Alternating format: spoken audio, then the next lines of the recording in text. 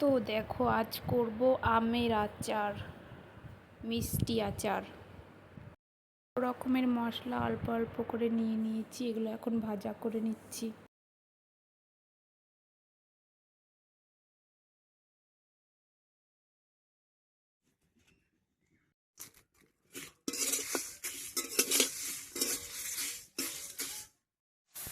দেখো মশলা ভাজা করলাম, আচার করব।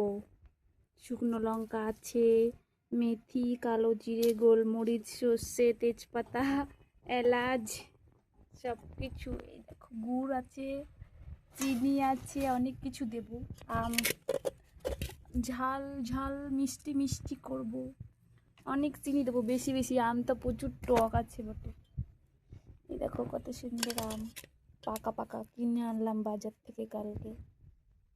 এখন করবো আমের আচার, গুড়ের আচার, আমের আচার। দেখো আগে আটিগুলো দিয়ে দিয়েছি, আটিগুলো যদি না সেদ্ধ হয়, হ্যাঁ বলে ফেলো। দেখো আমের জেলি হয়ে গেছে, জেলি। দেখো বন্ধুরা, আমার মা গরম চাটনি বানাচ্ছে। কেমন হয়েছে বল? অনেক টেস্টি।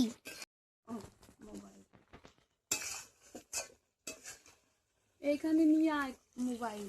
টিপতেছি না, মশলা বেশি হয়ে যাবে।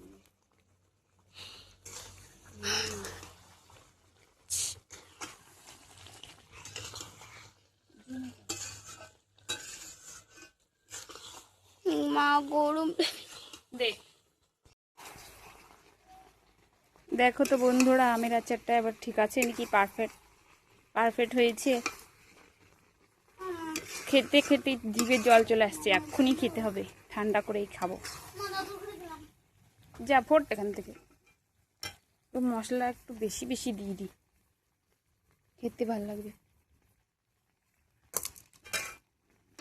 3 মাস পর খাবো। এখন গাছে আম আছে, ওগুলো খেয়ে শেষ করবো, তারপরে এটা খাবো। এটা রেখে দেবো ফ্রিজে, না হলে নষ্ট হয়ে যাবে, ছাদ পুরো পুড়ে যাবে। ও দারুণ, গুড়ের আচারটা রেডি হয়ে গেছে। আটিগুলো সেদ্ধ হয়ে গেছে, আগে আটিগুলো দিয়েছি তো তেলে, তাই।